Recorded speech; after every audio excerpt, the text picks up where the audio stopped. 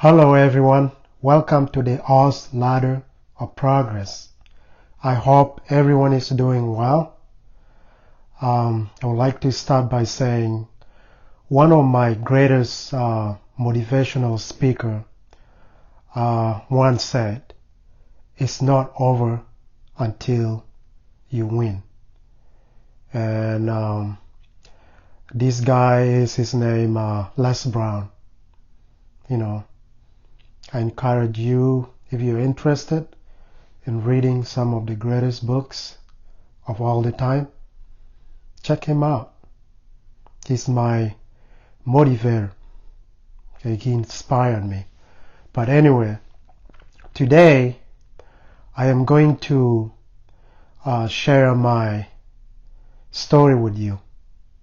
Okay, I'm going to talk about 5 things that I gave up. Okay, so one of the things that I gave up is eating out, and then another thing that I gave up is going to parties, and one of the things I gave up is not buying expensive clothes. And then one of them, it might fit in the category, is me when I sold all my good clothes. Sold all of them. And one of them is I cut my own hair. Okay? Why am I talking about this? I'm talking about this because I gave all these things because I am trying to pay off my student loan crisis, which I'm going through right now. Okay, as some of you might have crossed and listened to one of my YouTube channel. I talk about how I went into student loan default, and I also, my second part 2 of my video, I talk about how I am working on it, trying to get out of my student loan default. And today I'm going to start by talking about eating out. Okay, back in the day, I used to eat out a lot. I would go out like pretty much almost five times a week, some of the weekends. And if you think about it, if you go out like 5 times a week and you go out the whole month, let's say, I'm just throwing out the statistic. Let's say some months are 30 days. There's 30 days in a month. Some of them are less. Anyway, I'm not gonna tell you which one and what.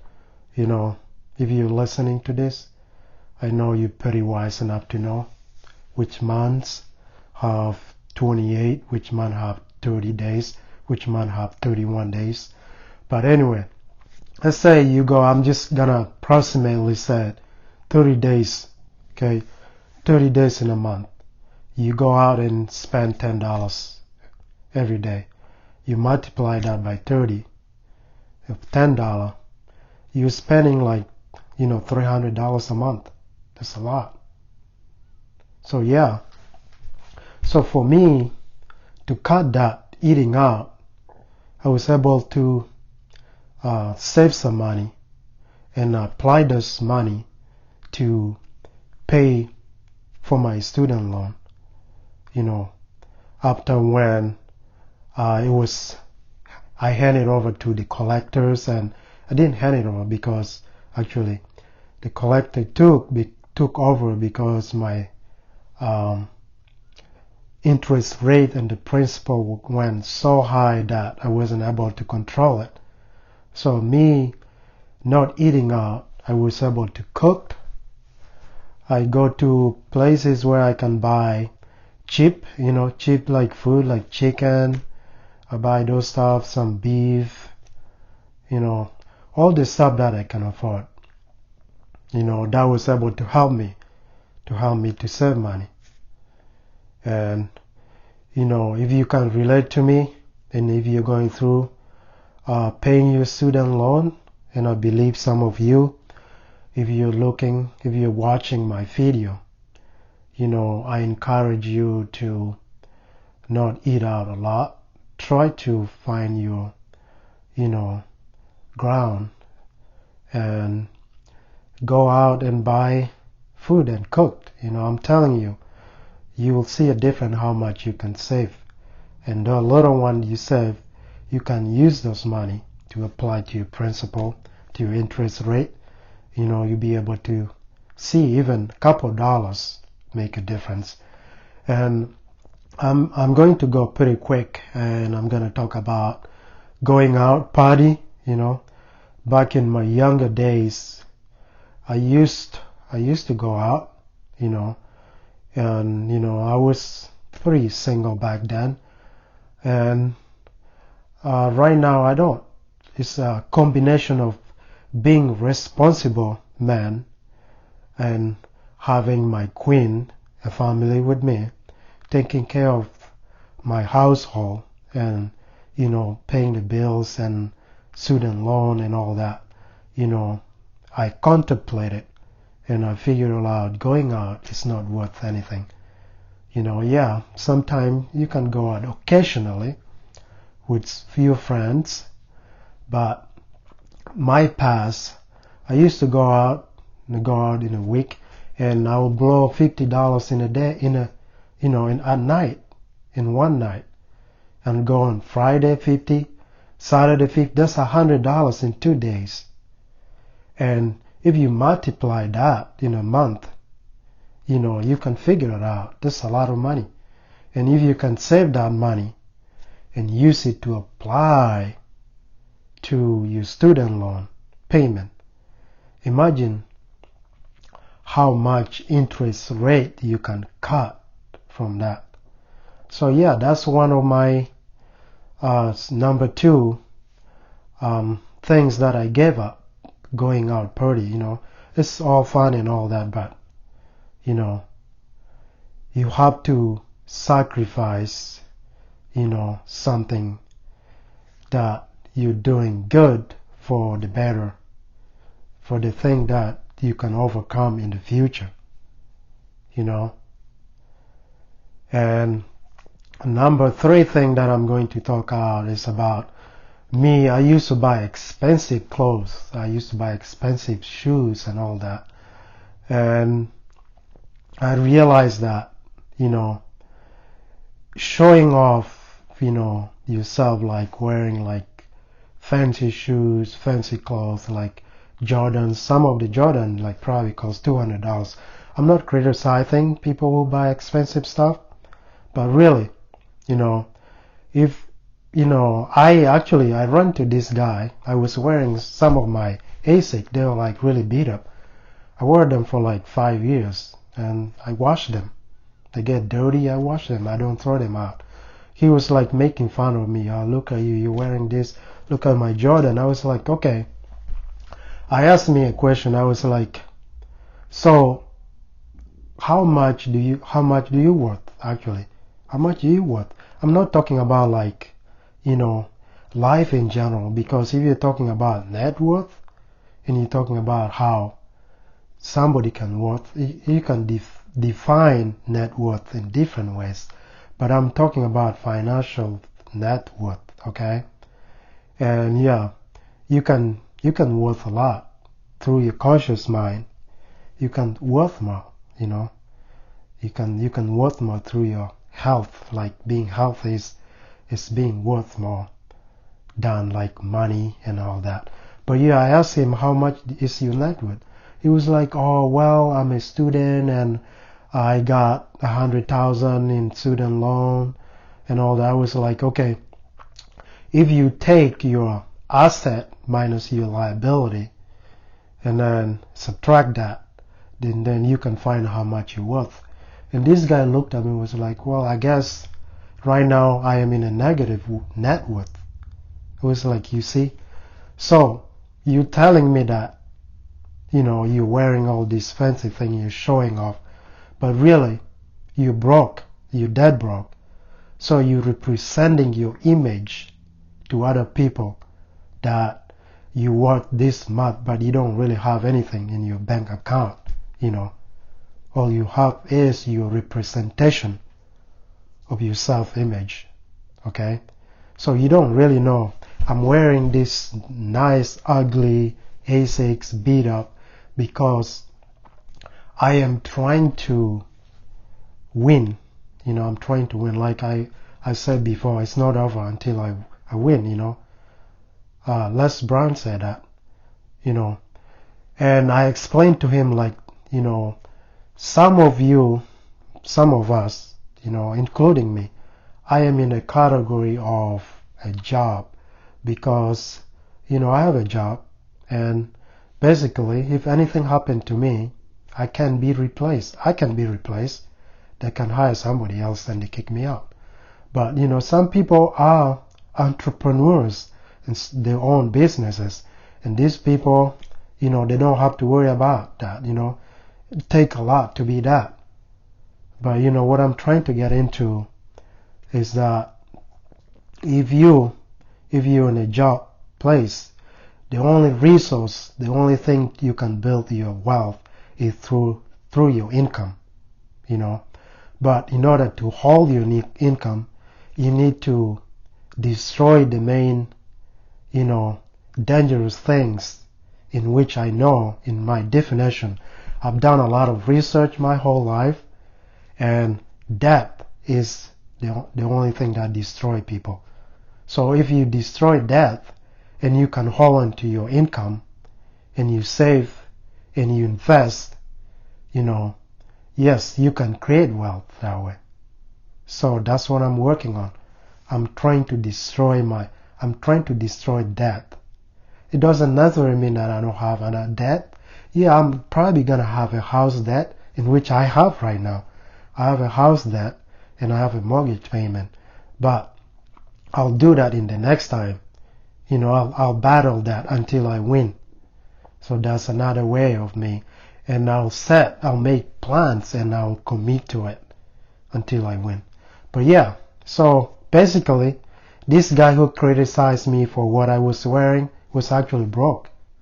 I was wearing this stuff, cheap stuff, I go and buy. I don't buy expensive stuff anymore. I go to Salvation Army. I'm not saying that criticizing anything about Salvation Army, but I'm saying there's cheaper things there. I go to Clutter Closet. That's another place. I go to some other cheap local places. Yeah, I wash my clothes, rewash them, wear them, because I'm trying to sacrifice until, I win. I destroy that. And then another thing I'm going to talk about number 4 is, I sold all my clothes. I told my friend this and they were like, oh, you crazy. I was like, yeah, I might be crazy, It's not. You have to be crazy. If you want to achieve something, you don't have to follow what everybody's doing. Do something the opposite. I sold all my nice clothes and I used the money applied to pay my debt. Even though it's $2, I have these nice long sleeves, nice jeans and all that. I sold them, I take them and sold them out. And I applied that and it brought down my interest rate. It brought it down, and that was a help. I sold my shoes. I sold my nice jewelries and all that. Yeah.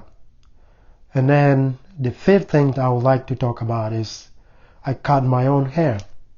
So yeah, sometimes it's hard, really hard. Like, when you look at the mirror, anything object, you look closer than appear. And when I try to go in there, see, if you can see from my hand, you really have to look, let's say this is like, electric cutter, haircut. You see how this like angle it? It's hard to even it up. It takes a lot of strategy, I had to learn how to do all that. And sometimes I don't get it perfectly, but yeah, it saved me money. Some of my friends who don't get it, they make fun of my haircut. And I say like, I don't care what you really say, because I have a higher respect of my self-image, and I respect myself more than anything. That's why I respect you. That's why I respect people. In order to respect somebody, you have to know yourself, deep down yourself, who you are as a person.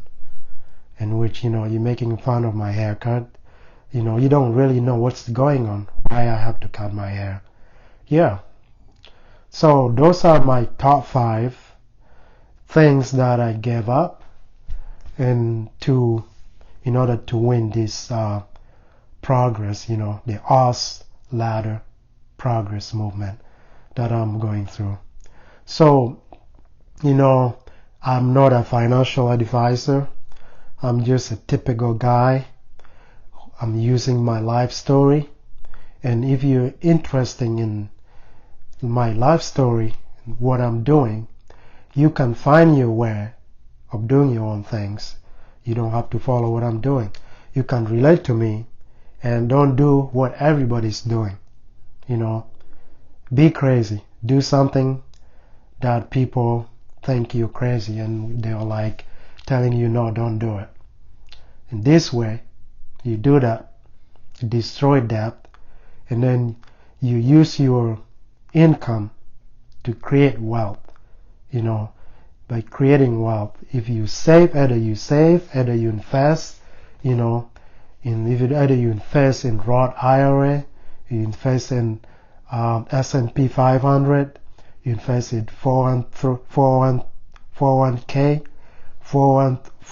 30B, 30B, you invest in other stuff, buying bonds, you can invest in buying gold, you can invest in real estate, so many things, and let's say you do that consistently. As I mentioned before, I want to correct myself. I am not saying, as of right now, I'm not wealthy, but if I do that, and over time, and maybe I do that and I have compound, there's something, one of the investment is compound, the power of compounding, compound interest. If you do that in 45 years, like I said, I'm not a millionaire, but you can be a millionaire. You don't have to be a millionaire to live like a comfortable life. You can have $200,000 and you can invest that, you travel and you live comfortably. That's all I'm trying to do.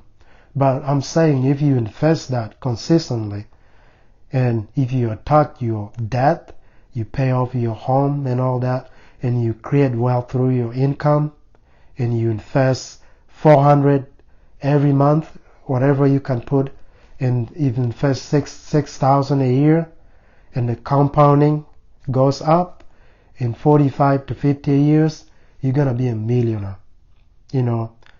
Like financial people prove that. I'm not a financial advisor.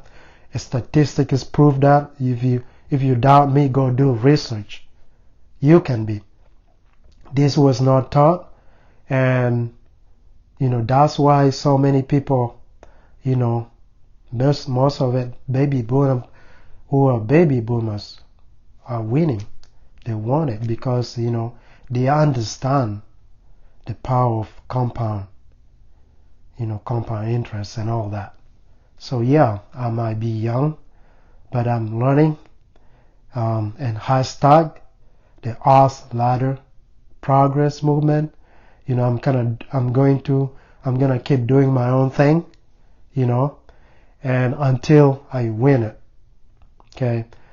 You all have a great day, and thank you. And Have a good one.